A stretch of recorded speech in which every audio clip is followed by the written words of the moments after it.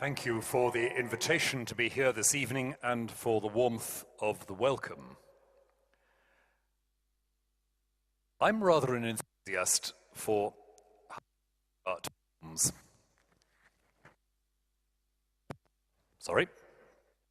Functioning? And I want to begin by referring to one of the less well-known of Bogart's films, which is Key Largo. I hope some of you have seen it. It includes a wonderful episode involving Edward G. Robinson playing a gangster called Johnny Rocco, as only Edward G. Robinson could. At one point, he gets involved in a discussion with Bogart, who says, "What does Johnny Rocco want?" And there's a long pause. And Bogart says, "I'll tell you what Johnny Rocco wants. He wants more." Edward G. Robinson reflects on this for a moment and says, "Yeah, that's right. Johnny Rocco wants more." And that, alas, sometimes feels like the default setting when we talk about growth. The last few years, however, have focused our attention as never before on the question of what we want growth for. If we want more, what exactly do we want more of, and why? The fact that you've set up this discussion, as you've just described it, in terms of connecting the life of the businesses of this area with the well-being of the community is crucial here. And what I want to talk about for a few minutes is that overlap between wealth and well-being as a way into thinking about the notion of growth. It does seem to me that if we try to discuss issues of growth and rising prosperity without some such robust and clear sense of well-being, we shall end up in a very strange and not very constructive place. So I'd like to begin with setting out one of the paradoxes of wealth. It seems to me that one of the things we want wealth for is obviously security. We want to know that we're not living at risk, that ourselves and our families have a future that has some stability to it. We're in an environment that has some consistency and reliability.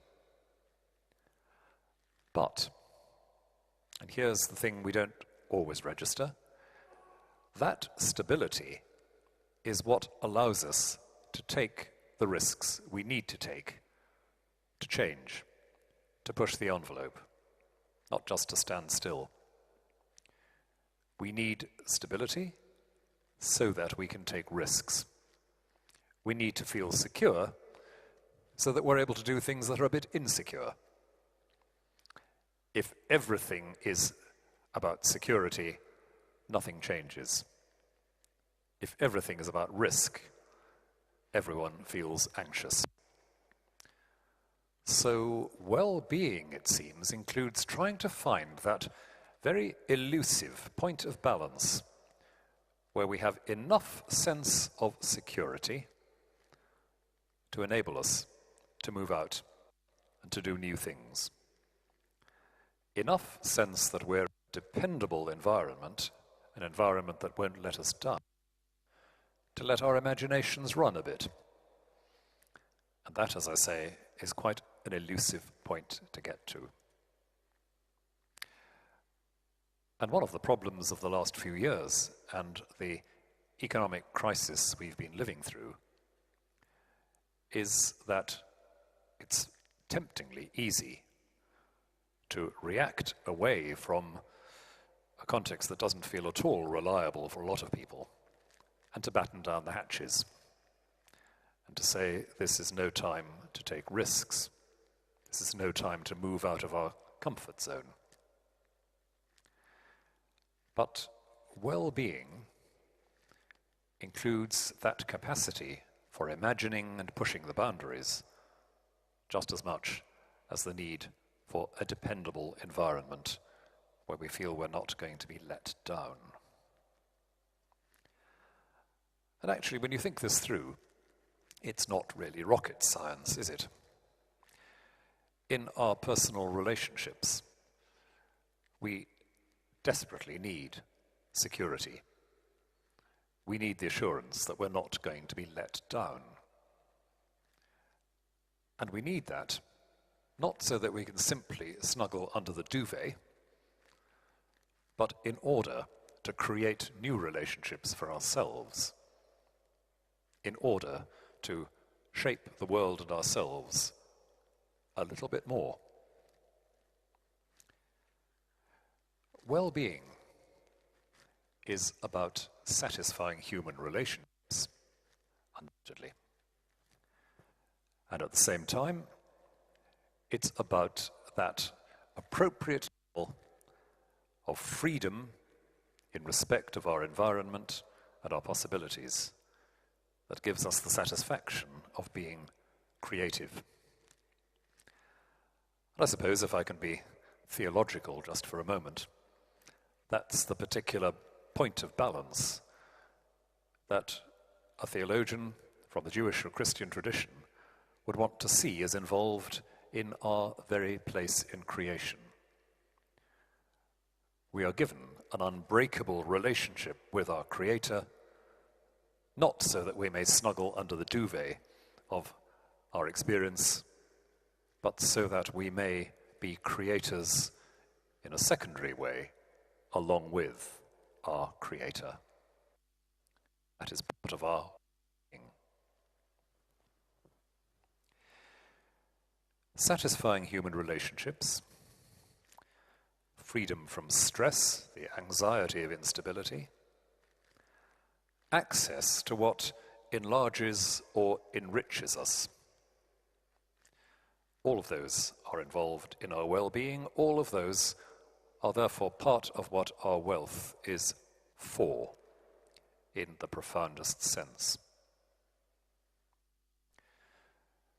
So I welcome the emphasis which this consortium has identified, asking local businesses to ask themselves, in what sense are they creating and shaping a stable, a reliable environment so that people feel free to make a difference and to take risks?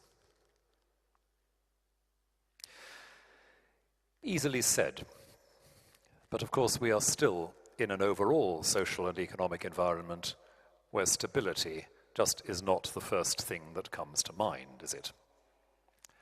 And there's a limit to what even the best intentioned business can achieve in that context. Nonetheless, these surely have to be the questions that must be asked, and asked consistently, and asked intelligently.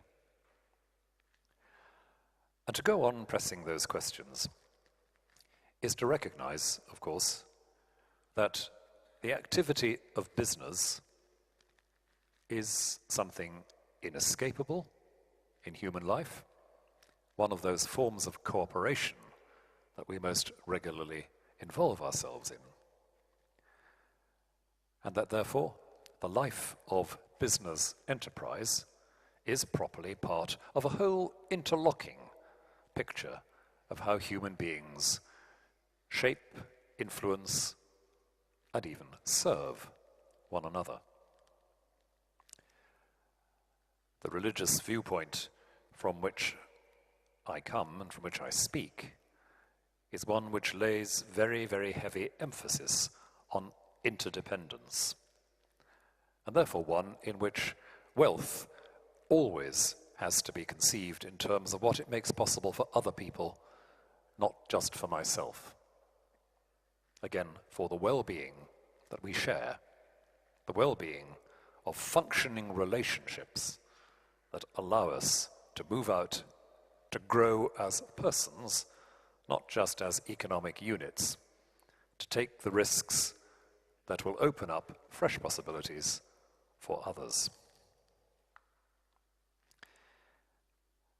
And this takes me back to thinking a bit about the oddity of the last few years in the financial and economic world.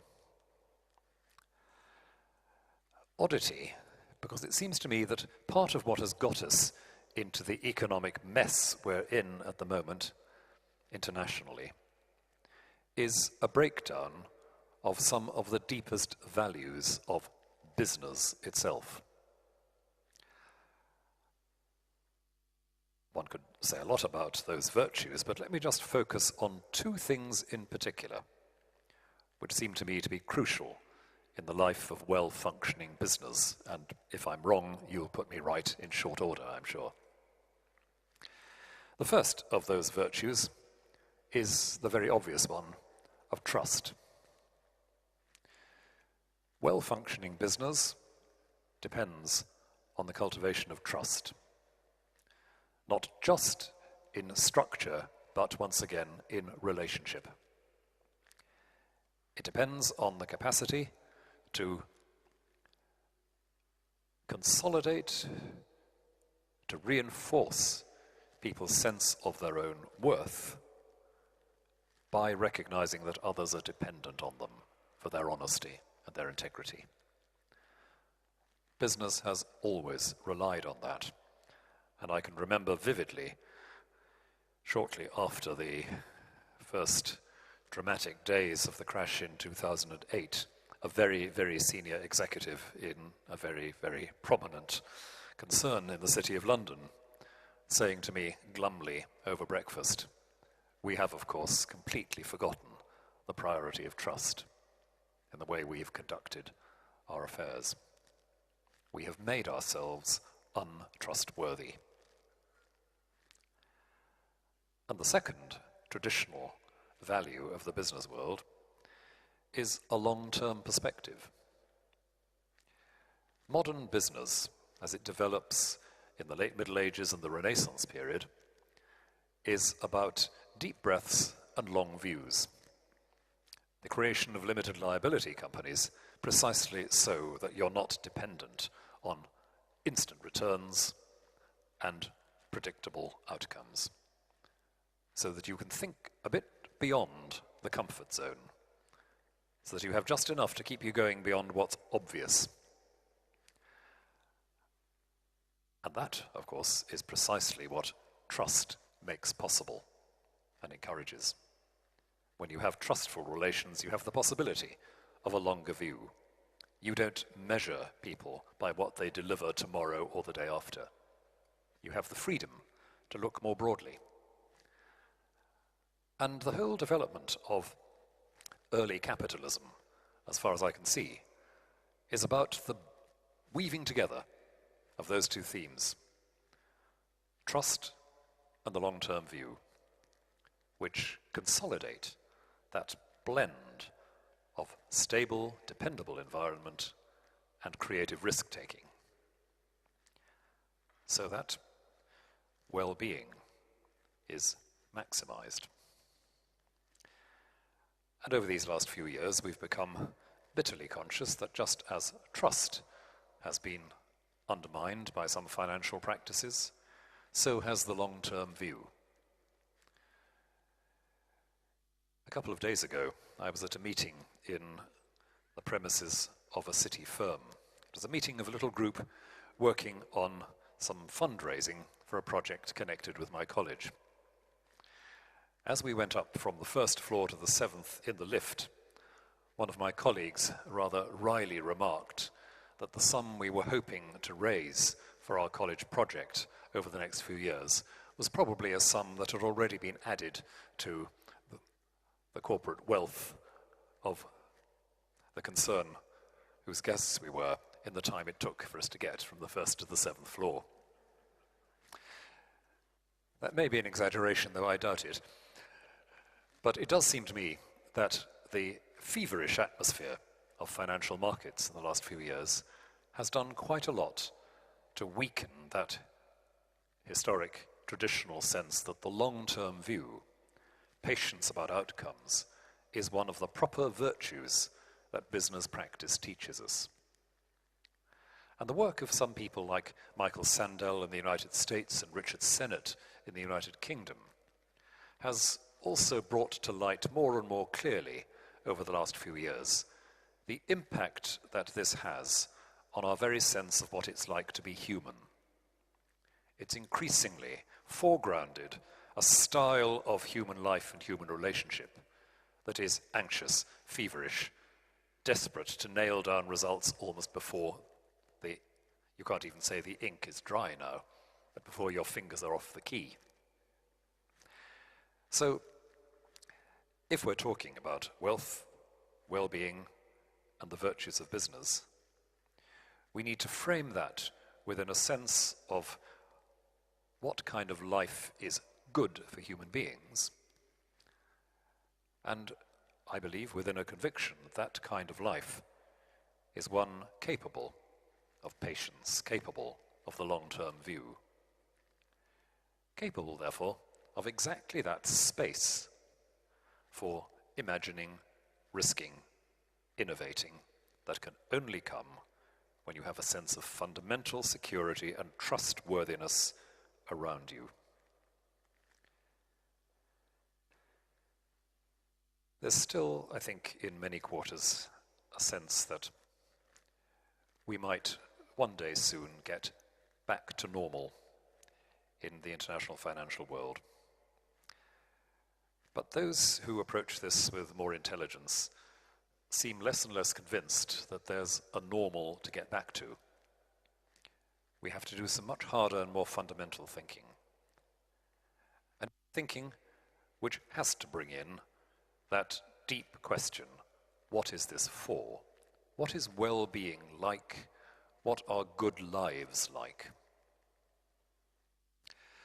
Looking around at the businesses which have been displaying their wares in this cathedral in recent days, I'm struck by the sheer variety of human well-being envisaged and imagined around here.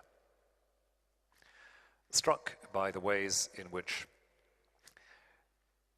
you could put together a sort of vision of a well-functioning human life by sampling a lot of what is going on here.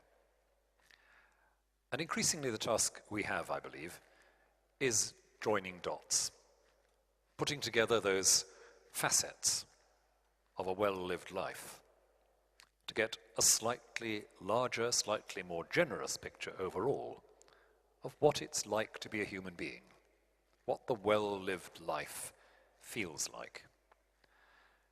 That's a debate which, as I've said, a good many intellectuals in the States and here and indeed elsewhere are pursuing.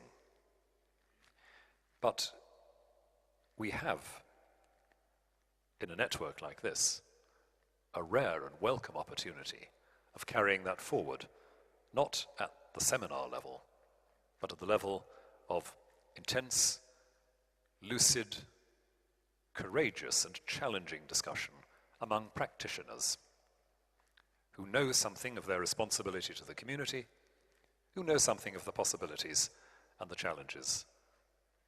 That's why it is such a great pleasure to be part of this conversation tonight. And that's why I hope very deeply that we can get a little bit beyond what I defined at the beginning as the Johnny Rocco philosophy. It won't do just to say, we want more. It won't do just to say, it's all about growth. We need to think through what sustainable growth, humane growth, creative growth is like. And if we're going to do that, then our talking about wealth has constantly to spill over into our talking about well-being in that broad sense that I've tried to outline. And above all, it will try all the time to find that elusive point of balance between the stable environment that is stable enough for us to want to take risks, that dependence which gives us the capacity to be more independent, that sense that we can trust people around us so much that we can afford to surprise them. And I would say that that is a picture of human life, human maturity, and human balance with some very deep religious roots, as well as the obvious pragmatic ones. I hope that will be indeed some of the burden of conversation this evening and the conversations that will flow from this event and others like it. Thank you very much indeed.